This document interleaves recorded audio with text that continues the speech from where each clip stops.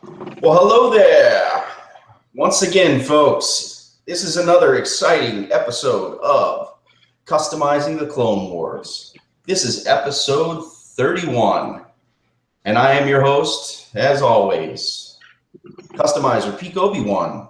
Along with me, I have my co-host, and he is Customizer Darth Daddy from the Custom for the Kid blog spot. How you doing, man? I'm doing okay. Episode 31, we're covering Zillo Beast. Zillo Beast Yep. Strikes Back. Dave Filoni, a huge Godzilla fan, and this is his way to bring those big, what do they call them? I forget what they call these monsters in the Japanese movies. I don't know. I don't know what they Do you were. remember? Yeah, I don't recall. Yokai? No, not yokai. I forget. I forget. So we're talking Zillo Beast or Godzilla or big monsters, right? I wish I could say that I have a 5-foot Zillo Beast waiting to be shared tonight, but unfortunately we don't. That would be cool someday, though, to make it in like clay or something, modeling clay. I think if I ever did it, I'd do it as a plush, just because I think that'd probably be the cheapest way. You get the stuffing, put some wire in there. You can bend them every which way and just make it more a sewing project. Right. And I think that would probably be the most practical and cheapest way to do it and still make it look really good. Because I think clay, man, that would be expensive. Yeah, I've seen I've seen dragons and dragon toys and different types of things that are really big. Even Godzilla toys, you could get something and make it work. But I would definitely do it super big if I actually. Oh yeah, I'd like it's one of those go big or go home. I'd probably want to make it ceiling high, and I think when they show that one scene, you see Mace Windu and the clone troopers walking along the back. I would think you'd have to make it the neck about huge, this thick, and I think if you did it as a plush, it'd probably be workable.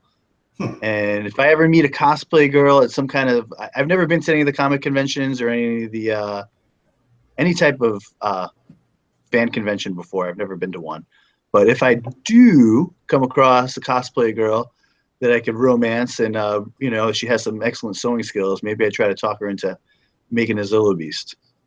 There you go.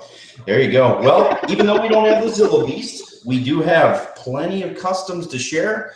What we do here, this is a Clone Wars show, Clone Wars centric show where we discuss all the episodes of Clone Wars. We are in the back end of season 2 throughout December. For all the dedicated, thank you for joining us every single week. We're usually on Sundays.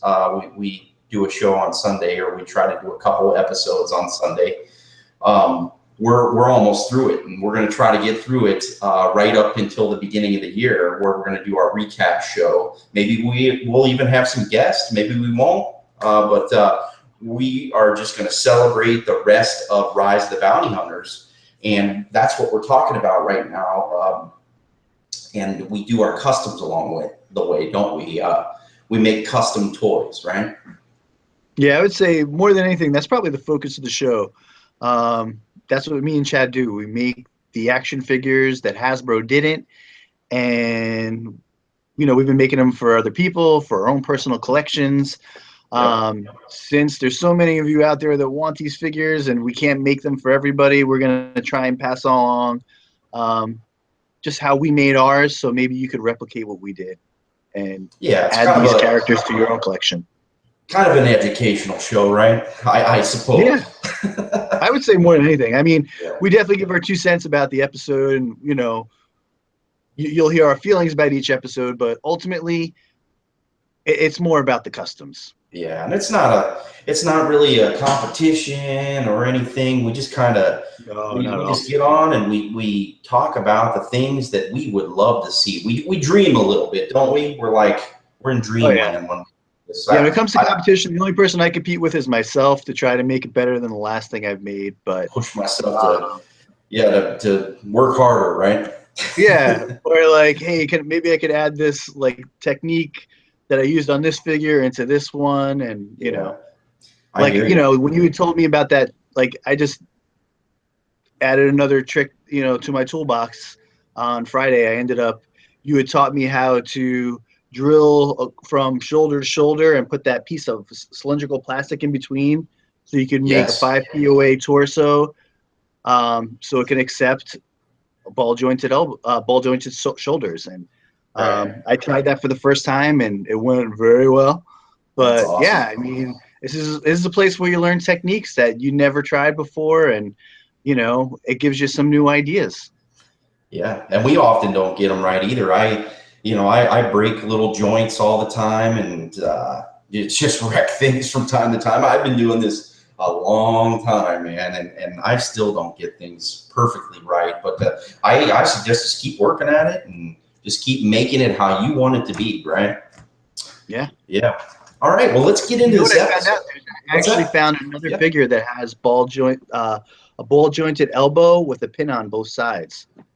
Who's that? Is that Luminara? No, spacesuit Anakin. Interesting. Interesting. Yeah. Yeah. That's cool. Yeah, the beloved ball joint, right? We're Yeah. constantly missing that ball joint that they hold hostage. The company. It's the man, right? The man has taken away the ball joint. And Yeah, it's a sad thing because it I really is. I would love. I mean, if we only had someone like a Tung Hori who just sold the ball joints with a pin on both sides, I'd be the happiest guy. Well, I mean, they do it with the Revoltech, but it has a different. It doesn't blend well to the Star Wars figure, in my opinion. I mean, there's people who do it. I've done it before. Um, it just doesn't look as natural, in Yeah, my opinion. I hear you. And we prefer putting the action back in the action figures. These 5 POA figures, they're really nice. They look really nice, but they're just they're limited in posability, and that's just not really modern to me, in my opinion. But and I still collect them. Don't get me wrong. I'm not going to try to make a hypocrite out of myself. I collect some 6-inch. I collect 5 POA. But I would generally prefer figures with ball joints. So that's what we do on this show. We make figures that are full on 14 points articulated in their hands, their arms, where needed, right? Yeah, I mean, sometimes like I'll show a custom tonight where I think there's some shoulder articulation. Mhm. Maybe there's some at the elbow and at the wrist, but the way the character is from the waist down, there's no room for any type of leg articulation. But so I mean, sometimes we do stay a little bit, like not all Clone Wars figures when they first came out had that full articulation. I mean, remember when they first came out, some of them didn't even have knee articulation Yeah, or that's ankle. true. And That's then true. later on, they started taking things away. But we at least try to make figures that are consistent with the Clone Wars line, the way it was introduced to us when it was first released. And that's the key. Just more integration kind of thing. Just kind of putting that back on course, right? Yeah. A Yeah, you won't continuity. get 5 POA, that's for sure. Yeah, continuity is what I'm referring to. I think the line could use some more continuity in this modern day and age, and I think it's suffering from it greatly. But let's get into this thing, shall we? I'm going to read from the episode guide. Like Darth Daddy said, we are discussing the Zillo Beast and the Zillo Beast Strikes Back tonight. 2 episodes. Are we going to Um, read the intro for both right in one clip and then kind of flow through, or yeah, I can do are we that. going to like, I can do that. I can do yeah, that. want to do it that way? Yeah, Okay. I will. Okay, so the original air date for the Zillo Beast was April 9th, 2010. Quite a while ago. Republic forces fighting on Malastare detonate a massive electro-proton bomb designed to devastate the Separatist mechanical armies. The bomb works, but also frees the giant Zillo Beast from underground. The Dugs that live on Malastare want Republic forces to help kill the beast, but Mace opposes the decision as killing an innocent creature is not the Jedi way. And then the Zillo Beast Strikes Back, air date April 16th, 2010. I guess that was the next week, right? I had thought that they went at the same time, but doesn't matter. On Palpatine's orders, the captive Zillo Beast is brought to Coruscant with scientist Dr. Sovenair Bol. Is that her name? Sovenair Bol hopes its scales can be researched to create better military hardware. After Palpatine orders Bol to kill the beast, it breaks free and rampages across Coruscant, making a beeline for the Senate building and the man who gave his death sentence. All right. So let's get into this thing. One thing I'll say before we start, I really they kind of took a break right before we saw this, and in my opinion, I felt like this was like we got a lot of newness. You know what I'm saying? In this first episode, in the Zillo Beast, you know, they kind of took a week off, and we got a lot of newness, and I'll explain what I'm talking about as we go along. So the fortune cookie for this, if you're seeing that, it says, choose what is right, not what is easy. What do you think about that? It definitely had to do with the Dugs. They wanted this thing dead. They had a prophecy about the Zillo Beast coming back and wiping out their entire civilization. Yeah. And they were very direct in saying, we're going to kill this thing. Mace Windu was very adamant about trying to save it, feeling that it was the last of its kind, the last of its species. It needs to be preserved. To the point where Mace Windu pulled a lightsaber and like ignited it, stuck it right up in the leader of the Dug's face, and it seemed like he was like threatening to kill the guy, right? Trying to save the Zillo Beast, which was very interesting because they're trying to get this treaty signed so they can have access to fuel or a fueling depot for their ships. Mm-hmm. So as far as the Republic's concerned, this is a major a destination that it's critical that they get this treaty signed, and Mace Windu is going rogue and he's like getting ready to kill the leader, saying we got to save this thing, and he's trying to do what's right, and that's definitely not easy in that situation because Palpatine's like, who cares, man? Go with the Thugs, help kill the thing. I don't care. Yeah. I feel like what's that? Go ahead. Keep going. Palpatine really didn't even care about saving the Zillo Beast till he found out that the scales on the Zillo Beast, the armor was impenetrable. I mean, anything they were using on this thing had no effect. Even Anakin tried to use the lightsaber on it, and even the lightsaber didn't work, and it wouldn't cut through the scales. And Anakin had quite he was baffled when he first took the lightsaber, and you know he went to chop into the Zillo Beast. His lightsaber didn't go through, and he was like, "Whoa, holy cow! He didn't expect that coming at all." Yeah, I felt like this was the first time the Jedi values got in the way of the war. They almost forgot about it, and it popped up, and they're like, "Whoa, wait a minute! That's so far away from what we do." That he kind of, it's not like he forgot. He just he was like, "Whoa, there it is, right there. We can't do that. we don't ever do that. We don't kill people. We don't kill innocent things, you know." So yeah, we can kill battle droids. That doesn't matter. They're not sentient, you know. Yeah, and even the Dug kind of manipulated him. You know, he was like, I'm a innocent being. You know, defend me. You know, scoffing at him, right? Yeah. Yeah. And it was a point, you know, he had a point. Not that the Dugs were anywhere close to having being at the point where there's only the last of their kind or anything, but yeah, you know, there still are living beings. Right.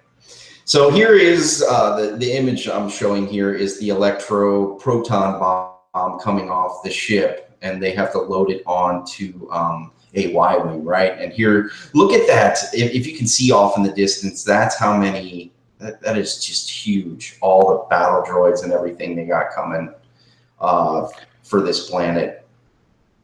It's funny, that weapon you remember with the Lerman where the Separatists created a secret weapon that was basically essentially wiped out all living things. Right. This is a weapon that wipes out all technological things, which is kind of funny. It's basically like that thing on the Matrix, right? That EMP. They have like an EMP emitter. Yeah, the EMP device. Yeah, but it's like a bomb in a way.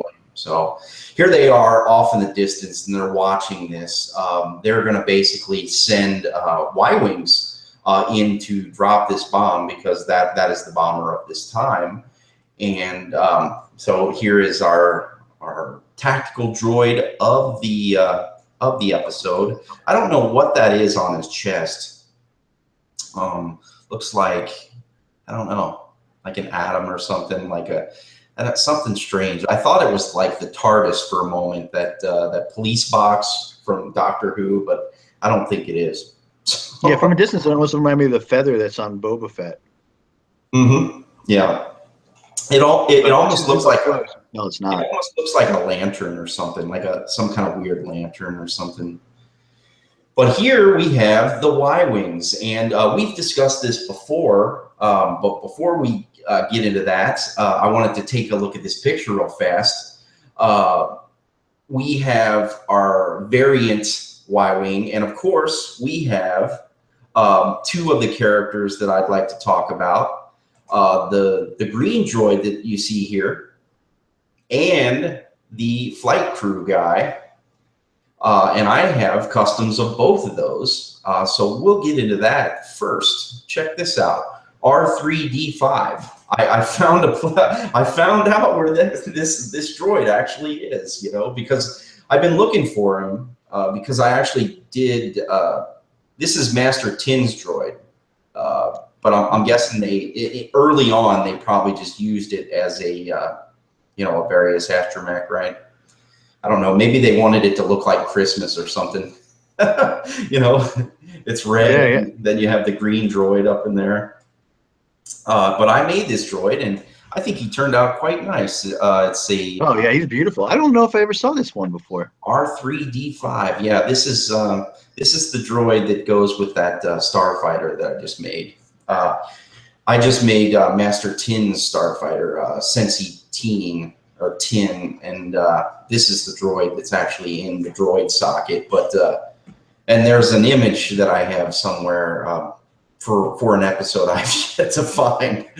So if somebody knows what episode that's in, I will definitely put it in future show notes, or even show it again at some point. But that's R3D5, and that's just a straight up repaint. I didn't really do anything to it, just a straight up repaint. And you can do a lot of astromechs with all the different things that you see in Clone Wars, What body did you use R2D2 to make that one? That's just the original R2. And I think it just turned out great. Oh, I love it. Yeah. And here is the flight crew guy. I've shown this guy before. If you are pretty good at customizing, you can see that I used Obi-Wan Kenobi body. It's that same, it's the Mortis Obi-Wan Kenobi. And I got a bunch of them, and I just basically grinded him down and then cut his lower tunic off or whatever. And then I just redid all of that with one of the products that we use called Procreate.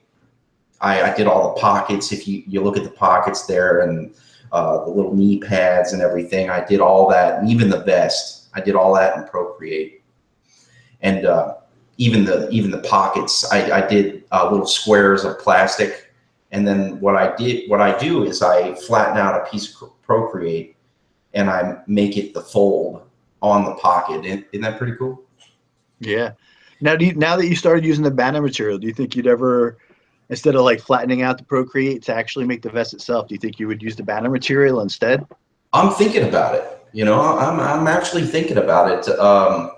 I have a couple characters coming up that I want to try to make vests for them. I'm still not sure how exactly to, cut it because you have to cut it into the shape of the vest and make it sit a certain way or lay it down a certain way. So hopefully I can pull something off. What he's referring to is I've been using a banner material. It's just like a vinyl banner, and I used it on Admiral Trench recently, and another character, Governor. Previous, Right. Yeah. Concordia Moon outfit. Yeah, and it just it falls perfectly. It almost feels like, since it's plastic, but it's a thicker plastic. When you lay it or drape it over a character, it almost acts as leather. You know what I'm saying? Yeah. It's kind of hard to explain, but I definitely think I'm going to try to cut a couple things like a vest or a coat or something in the vinyl. Yeah, for sure. So, and the head there is that's Procreate over top of it. I just sculpted it over an existing clone trooper head. Fairly easy to make, but he was fun. He was real fun. But yeah, so we'll move on to our next custom, and we'll go back to the Y-wings. And as you've seen before in the past, remember in the landing at Point Rain episode that we did, there were variant Y-wings, right? Remember that toy I just showed you? This was like a classic vintage toy. Can you see that there? Oh yeah, easily. And this is what the red and white Y-wings were inspired after. I guess Dave Filoni had this thing about it. He had to, give us the yellow one first, but he also wanted to give us the red one as well. So I did give a custom of the landing at Point Rain one. Yet there is another version. Did you know that? There's two different versions of the red and white Y-wing. Did you know that? No, I had no idea. Yeah. But this was what I was referring to before we started. We actually had ARC 170s come into this episode too. There was a lot of them. The first time we're seeing them, huh? Yeah, this was the first time. There was a lot of. I think they took a week off. It was kind of like what they do with Rebels every once in a while. They took a week off and then they came back, and there was all kinds of cool surprises in this episode. Not only was it cool because it had the whole Godzilla theme to it, but we got a lot of neat features, and I'll tell you about those as we go along. And this was one of them, the ARC 170s, and I just really love how they connected episode 2 and 3 closer together. You know what I'm saying? Yeah. In the Clone Wars. Yeah. But yeah, that's one of the great things about the show. Yeah. So here we see the red and white Y-wing bomber, and it's carrying the electroproton bomb. And this is since he's out front there, I did make like I said, the landing at Point Rain version, and that's this one here. If you're seeing my arrows here, it had a certain look to it. The landing at Point Rain one. And there is that version of the bomber. But I had since been asked to do another one as a commission. So cool. I thought I would make, instead of making the landing at Point Rain one, I thought I'd make the leader variation. So that's what you're seeing here on this image. All right, do you see this this image here? Oh, yeah. So this one's a little bit different. And so I thought I would make this one. And I think it turned out great. And I'm just going to talk about that now. That's going to lead us into our next custom. And this is a custom vehicle. This is the leader variation. And there's our intrepid heroes. And we'll get into those guys in a moment. But here is the red Y-wing leader variation. Check that out. That's really cool. Thanks. Did you have to do a lot of taping off to make that happen? I did, and I have a couple pictures of that too. I'll run through them. This is my favorite one because for my day job, I work in the sign industry, and that's actually a vinyl sticker that I printed out. That logo, because if you know the yellow one, the yellow Y-wing, Yep. it actually has a red symbol on it. So I decided I would make a nice sticker and just start from scratch and lay that down right at the very end. But yeah, what you're seeing here is I actually taped all this off. So all these lines and everything, I basically did them in tape. And you're seeing kind of my finished images. There's a top view image. That is a real Y-wing, folks. I know it almost looks like an animation, doesn't it? Yeah.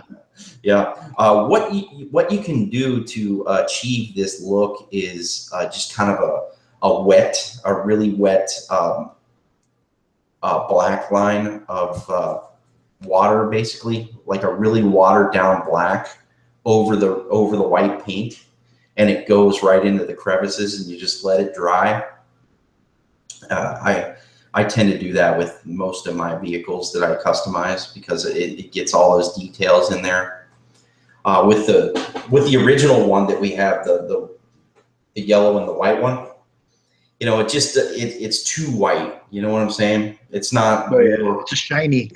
Yeah. Yeah, it's shiny. It's like right off the assembly line. It's not war torn, you know. And I got some scratches on it and whatnot. And there's that symbol again. But these are the pictures I was referring to. I just started with some blue tape and just taped it off, you know, and taped off the parts that were didn't need to be hit. I just used Krylon paint, and this is a flat paint, folks. If you want your products or your toys to be shiny, that's totally up to you. But I feel like the majority of the toys that I do, the customs that I make, and I'm pretty sure you feel the same way, they're just better with flat paint. You know what I'm saying? Yeah, I feel the same way. Yeah, and it just gives a sense of realism. So what you're seeing here is I taped off the cockpit because that's like a plastic. You don't want to get that all, you know, like see-through plastic like glass. But I taped that off. I taped off the guns and the back here, but I just spray painted the whole thing over, let it dry for a couple, like a day, like 2 days or something like that. And it just came out flat and beautiful and white, but it was more of an off-white, you know what I'm saying?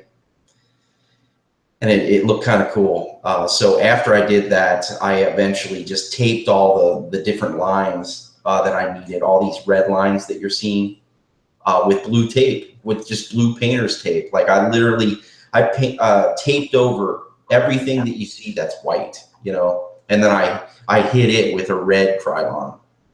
So it actually went fast. I recommend if you're doing vehicles and you want to get solid colors to not waste your precious paints and just use spray paint. Make sure you're in a ventilated area, of course. I learned the hard way. I tried to do it in my basement, and I'm like, oh God, I feel sick. But I think it turned out good. So there is a custom Y-wing. So we'll move on. And once again, these are the guys that are in there beyond the green droid that I showed. This is Rod. This is the only image I have of him, unfortunately. But I just made him look as Goji looks. And this is Rod here. If you see that. I don't know if I showed you this guy yet, but I just basically copied the Goji design on this guy. And I generally use matchstick as my base for pilots, just because you can make that removable helmet. You can kind of do whatever you can do whatever you want with the helmet, unhelmeted pilot. You know what I'm saying? Yeah. So this one I kind of gave some scars and whatnot. And he is the gunner ultimately. His name is Rod. And here is Goji. How did they know to send the clone trooper that had a lizard on his mask to this very episode. I don't know. Good storytelling, right? Yeah, it looks good. Yeah, and this was a commission as well. The commissioner, he felt that he didn't really like that new body. Once again, we've talked about this so many times. You know that that modern body, that kind of that phase 2 body. It was the stone mold, right? The stone mold. Yeah. Yeah. So we decided that we'd put it on the original body, so he had more articulation and he actually could have a removable helmet, and it actually turned out cool. Yeah, I like the way that looks. Yeah, appreciate it. Thanks. And so there's some customs for a little while. We'll get back to the show here. They drop the bomb, and basically the Earth falls in as Anakin is like, "Oh man, my arm just went inactive." I thought he was going to have to deal with this whole episode without the use. Yeah, that would have been much, actually. Yeah, that would have been actually kind of cool. But he alas, he gets his hand back, thankfully. And as the ground caves in, some of the Republic ships fall down into the cavern. And here is our next custom that I wanted to talk about. I'm really surprised we didn't get this dude. This is because he survives. You know, they go down there and they find out that he survives, and he's like, "There's something down here with us." And I call this guy the ATTE driver, basically like a, kind of like an AT-AT driver, but for the Clone Wars. I was surprised we didn't get this dude. Yeah. Because they made that whole crew, they made that whole ATTE crew. I have him right behind me. Yeah, I really wish they made this guy. It would have been just a simple repaint. If you're interested in making this, guys, like I said, just use a matchstick if you can get him. And what I did here on the helmet is I just painted this area white, making sure not to go over the red logo.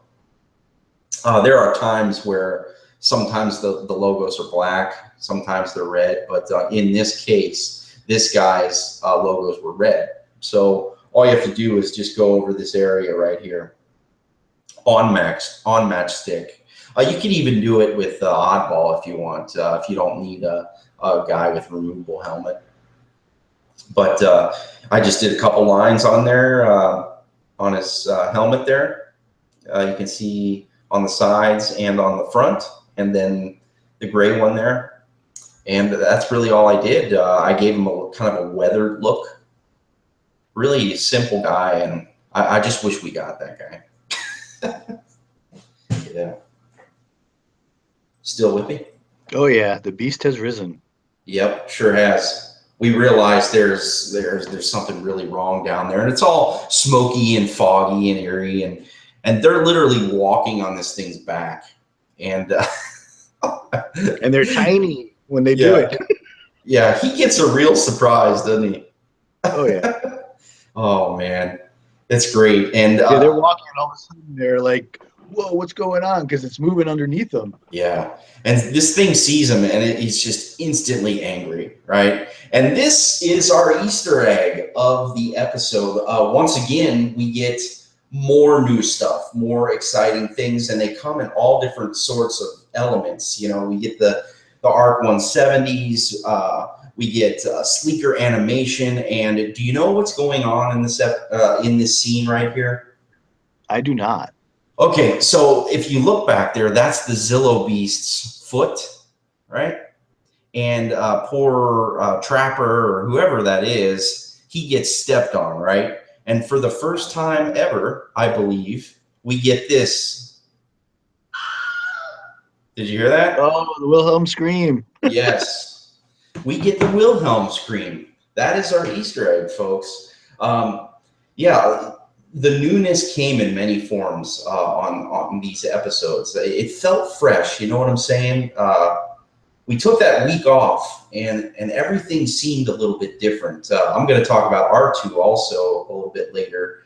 And this is the first episode where we hear R2 kind of making the beeps from Empire Strikes Back, or like the OT beeps, right? Yeah.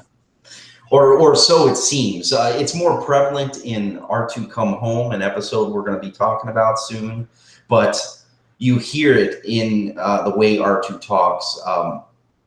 But we find out that the Zillo Beast is impervious to even lightsabers, like you said. And it knocks Anakin off his ship. And here we see him riding R2 like Ezra rides Chopper, right? Yep.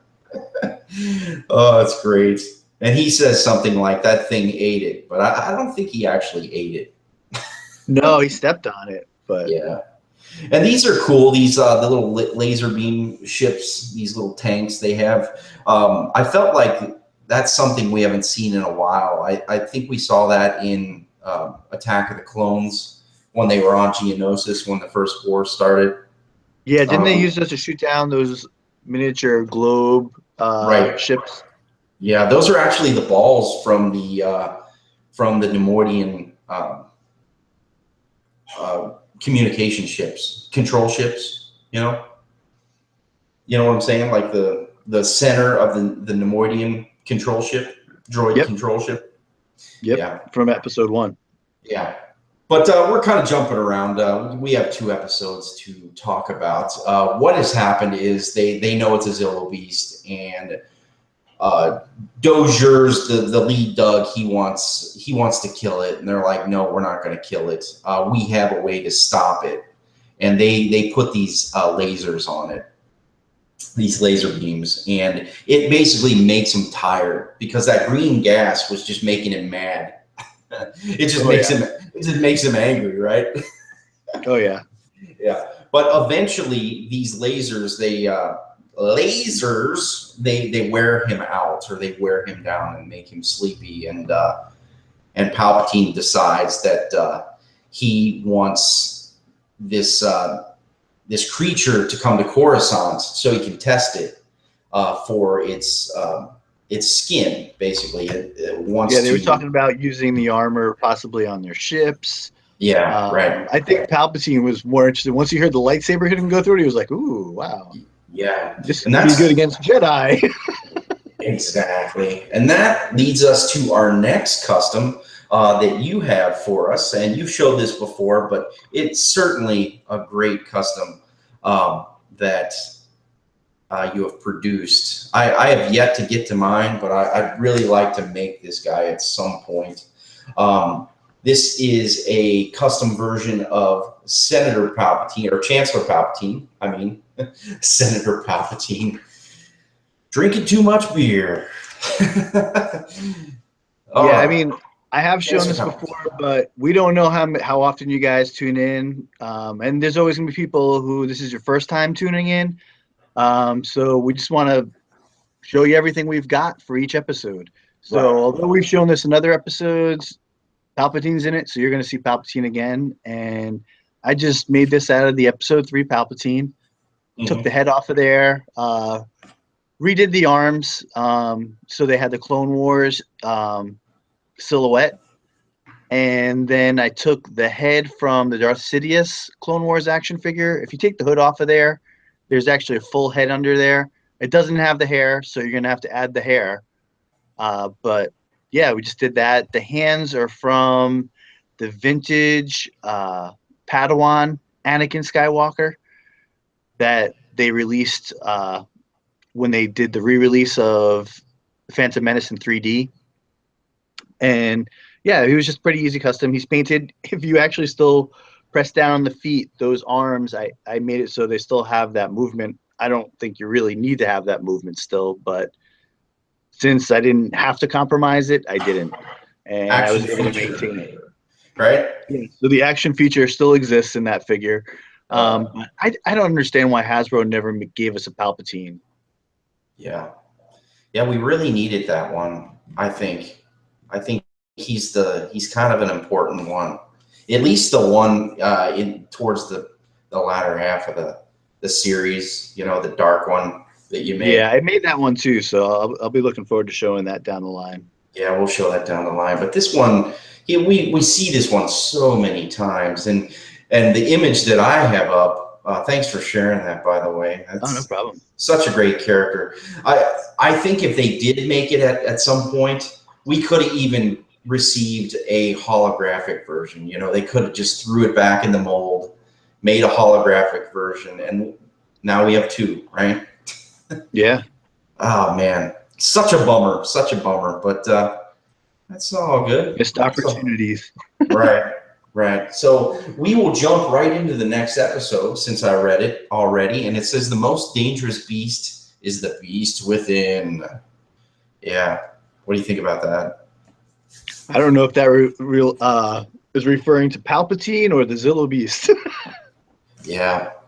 Or just you can be a terrible person if you don't check yourself. I think for everybody else, but I definitely think that's for Palpatine. Oh yeah, it's his ambition for sure. Because this episode shows kind of his diabolical side. I feel like this is the first time we see him kind of grinding his teeth and making mean gestures and comments and whatnot. The opportunist in him is completely transparent. Exactly. And here he is. He's got Masameda with him. Man, that guy has survived so long. I wonder what happens to him because we're listening to him in I never seen him in the original trilogy, and I just finished Catalyst, and he was a big player in that book. And he makes it at least up to the point where the Death Star is starting to be constructed. So what happens to him? I don't know. And for all you that don't know it, he knows the secret too. He knows everything about Palpatine, that he's a Sith Lord and everything. He knows it. He knows the whole deal. He is one of the conspiring parties. You know what I'm saying? He's, from what I got in Catalyst, he's a total bootlicker. I mean, yeah, right. What does Tarkin say? With licking his boots with your forked tongue. Yeah, pretty much. Yeah, I'm listening to that myself on Audible. What a great book that's been. I loved it. I mean, the Clone Wars references, they just kept coming all the way through to the end. It was great. Awesome. That's beautiful. Yeah, please, more Clone Wars, folks. Keep it alive, right? Yeah, bring some of those original trilogy fans into the fold. Yeah. If they only knew, right? How can you just? They are really missing out by skipping out on this content. Yeah, skipping out on the Clone Wars. I was a firm believer right away that we definitely needed some Clone Wars when George went, oh, let's start the war, and then we go and we end the war. I understand he couldn't tell such an expansive story. I think it was. He needed to do it the way he did it. Yeah, I think he did it the way. Right. He did right by making it a TV show. I like having a TV show along with the movies, whether it's animated or live action or not. It tells a full story. Tells a full it's story. A perfect companion piece in my eyes. Yeah, I agree, and I really hope that kind of stuff doesn't go away, animations and whatnot. And here is 3PO. And what had happened in this previous photo is he's basically telling her to kill the beast right in front of it. And I guess, it has a mind, of course, and he hears it and it's ticked off. Oh, yeah, she was trying to tell him this is an intelligent being. And he's like, whatever. Yeah, he's like, just kill it. So now this thing is angry. And then she even makes mention that, this beast just understood what you said, and he doesn't like what you just said, and he still didn't care. He was thinking about the bottom line, for him. But yeah, so basically, Obi-Wan goes to the Senate and he gets Padme's help, and this is the first time R2 and 3PO have seen each other in a little while, and they kind of have like a little adventure during this episode as well. And this is where you hear some of the beeps. The familiar beeps from the classic trilogy. You know, we start hearing unfamiliar beeps, but they are familiar because we know them so well from the original trilogy. And it was kind of like a, you know, moment, you know, a mind blown kind of moment, because you had missed it for so long, but you didn't realize it until, you know, they were just using brand new beeps on R2. You know what I'm saying? Yeah. And it was kind of nice. It was refreshing. And there was another first time kind of new thing. So this is going to lead us into our next custom. And this is something I've shown before. It's a more golden 3PO, goldenrod version. I call it the goldenrod version. Just basically used a really shiny spray paint. That's actually spray paint also.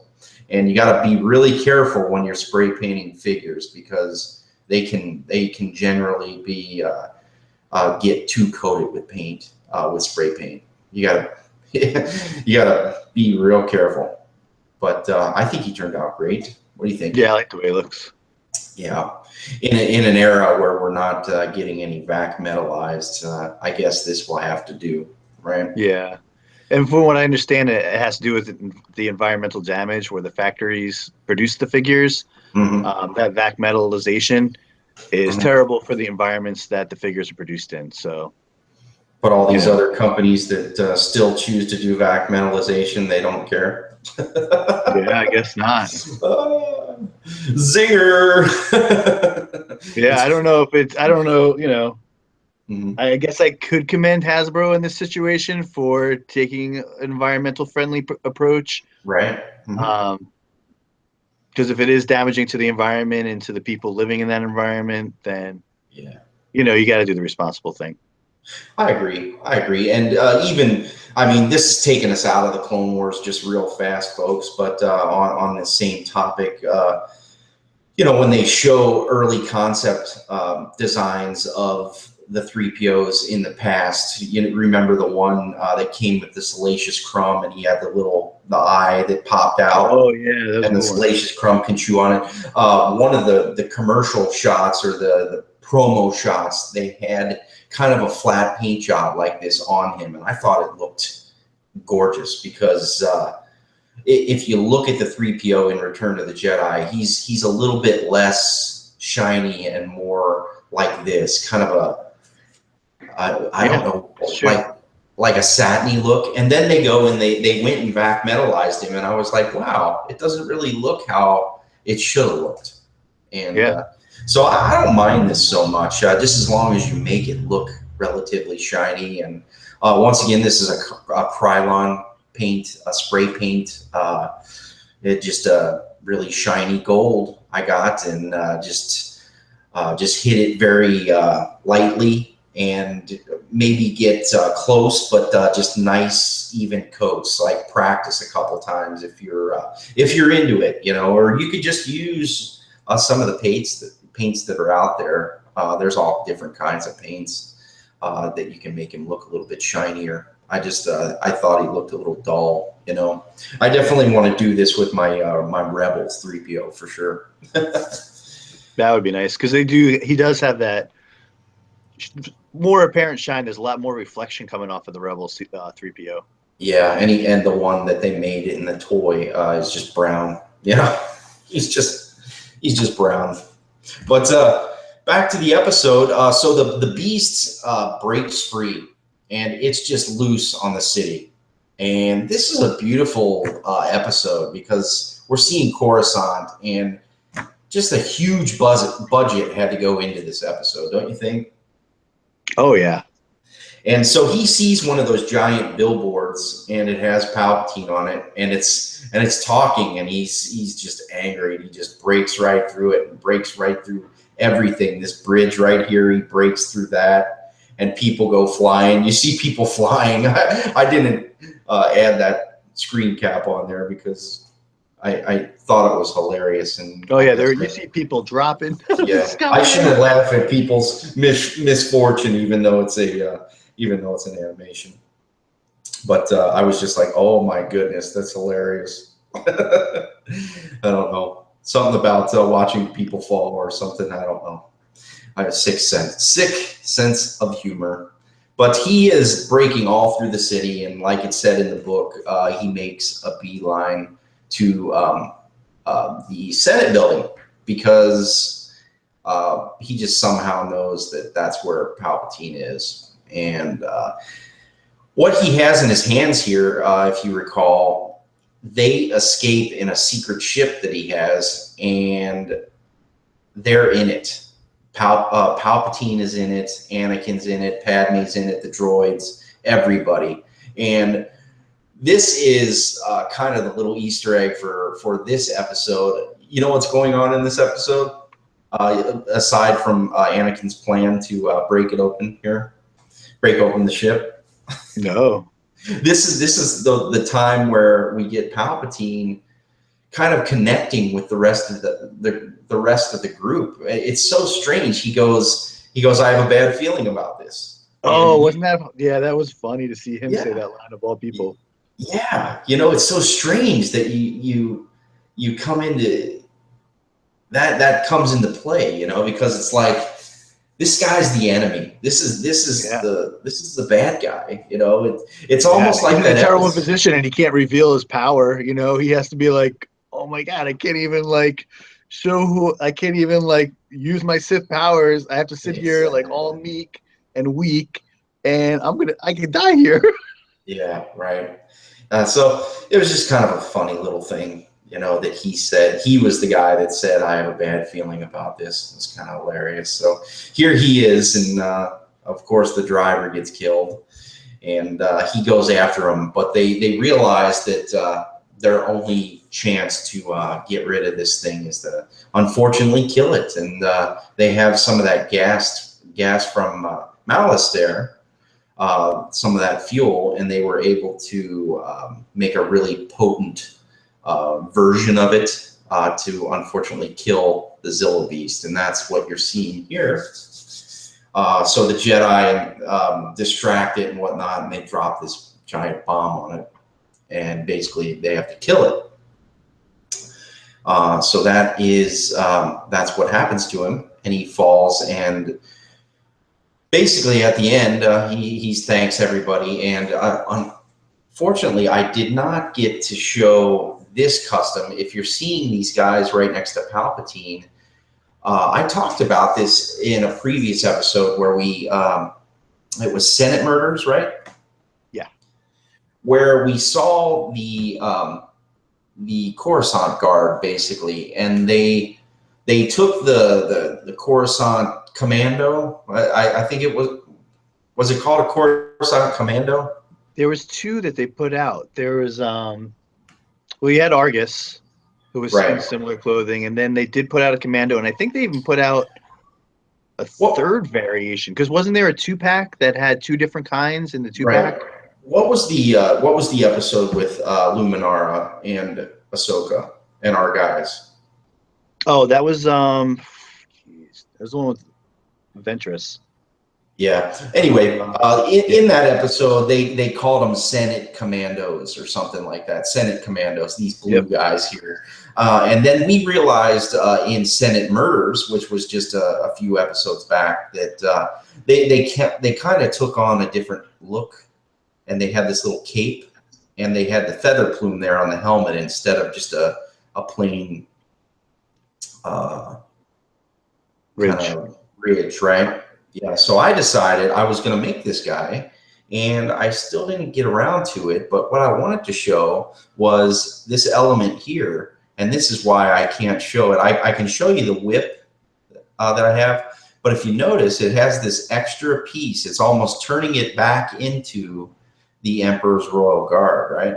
Isn't that very cool? much so. Yeah. Yeah. So I designed that piece basically in Procreate. Let me back out of this thing here real quick. And here is my version of that character. I'm calling him a Senate Guard. And what I used, the feather plume, if you recognize that comes from a vintage collection Senate Guard. Or was it a Senate Guard? Yeah.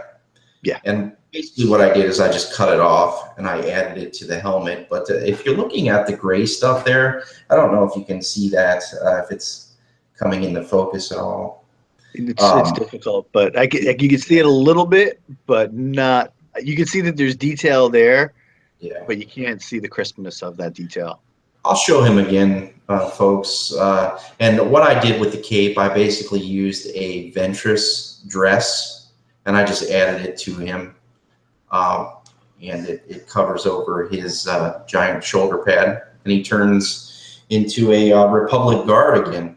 So there's that. And we know at the end here that he gives Dr. Ball another tablet, and she basically says what does she tell him at the end? It's kind of the dun, dun, dun moment. Oh, he says that he's going to he gave her orders to clone the Zillo Beast. That's right. I wonder if there's anything after the Clone Wars that the Zillo Beast could be. That's what I'm thinking. Is it going to be in Rebels? Is it going to be in its own content in some way, shape, or form? Yeah, maybe the Death Star panels or something like that. Or these live action movie. Yeah, who knows? If Dave does that Ahsoka live action, and then he brings the Zillo Beast into it too, and he gets the best of both worlds for himself. Right. Yeah. So that is the end of both episodes. We got through it there.